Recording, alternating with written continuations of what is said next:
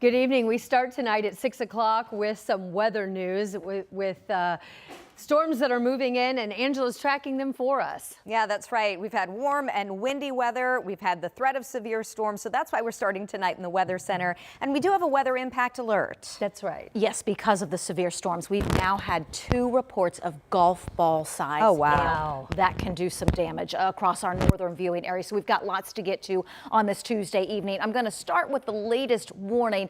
This is going to be a severe thunderstorm warning for parts of Grant and Miami counties. That will go until 6:15. This is the cluster of storms responsible for golf ball size hail near and just north of Kokomo, near and just north of Logansport. You can see the areas in black here approaching Converse. So this is moving out of northeastern Howard County, just northeast of Greentown. That's where we could end up with some of that large hail. Hail tracker, you can see that. And again, one of 2 golf ball size hail reports. This one near just north of Kokomo in the northern sections of Howard County. We also have additional storms developing, having an impact on the evening drive. These are now moving out of Marion County into Hancock County with heavy rain and lots of lightning. You can see the movement. We'll give you the heads up. Anderson, Greencastle, these are moving in now. Will interrupt at times your evening plans. We've got another storm coming out of Martinsville, crossing Interstate 69. That one is headed into Johnson County next.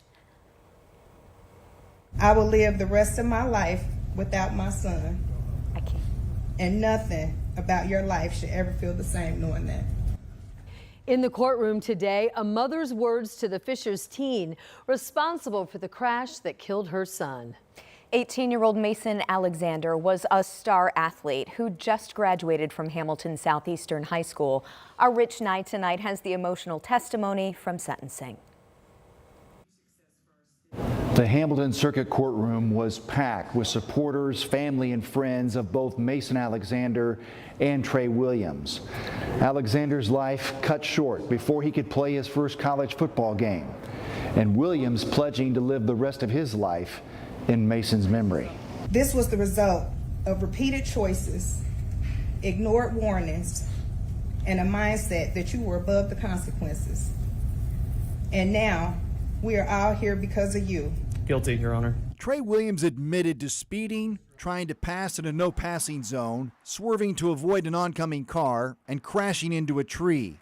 He was 17. His passenger, 18-year-old Mason Alexander, died. With everything in my heart and who God is in our lives, I forgive you.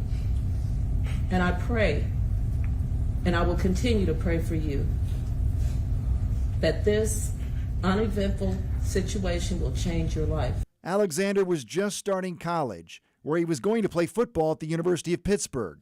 I am not asking for sympathy because I believe it is too late. I am not asking you to accept my apology. I just need everyone to know that I am so sorry and that I will carry the weight of what I caused for the rest of my life. The judge sentenced Williams to 3 years in prison, the max allowed under the plea deal. This is a tragedy all the way around. There's no winners. But I believe that due to the mitigating circumstances, the judge made the appropriate sentence, and it does start the healing process. After prison, Williams was served 1 year of community corrections work release plus 2 years probation. In Noblesville, Rich Knight, 13 News.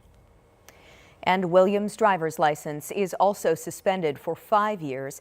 Alexander's family did not comment today on the status of any civil lawsuit. Tonight, USPS is sharing an update after an employee was stabbed at a facility at the Indy's southeast side.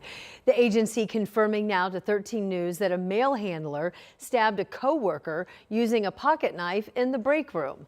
The victim in this case is 20-year-old Darius Riggs, and right now he's on life support in the hospital. UPS says a fight broke out between the 2 co-workers, and that's what led up to the stabbing. Neither USPS or IMPD have shared any information on a suspect or an arrest in the case. Metro Police just announced the arrests of 7 people, including a 13-year-old, after a weekend crackdown on reckless driving, street racing, and spinning. So the department teamed up with the Cumberland Police Department and State Police. They seized an AR-style rifle plus a handgun with a machine gun conversion device. They also impounded several cars, issuing more than a dozen citations. IMPD also stopped 2 cars by deploying grapplers.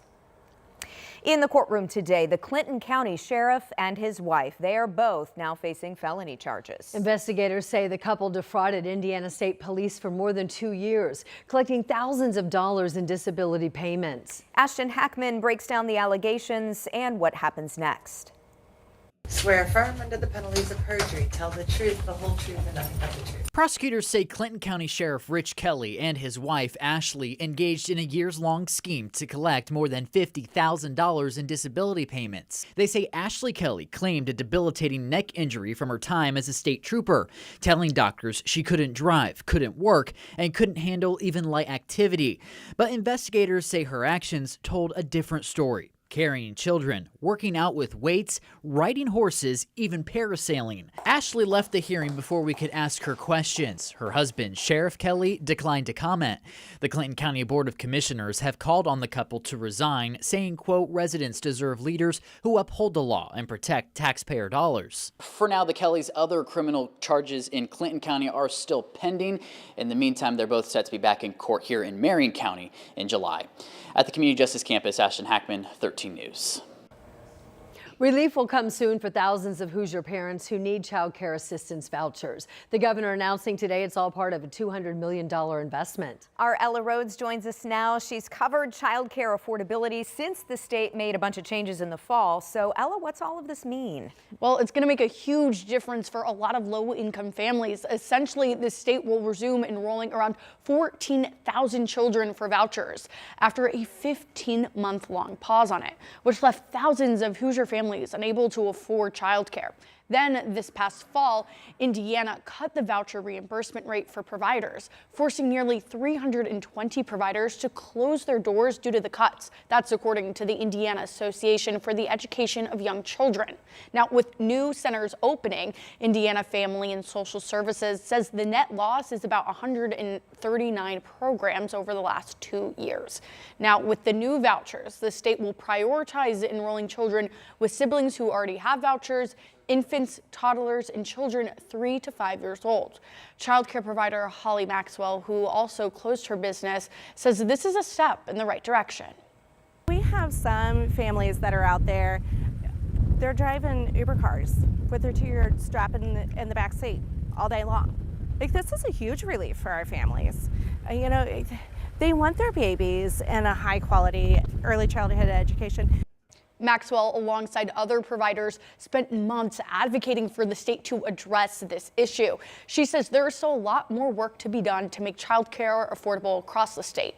Now, Indiana Family and Social Services says parents will start to hear about receiving those vouchers in May. Now, you can also find more information about where the $200 million comes from on WTHR.com.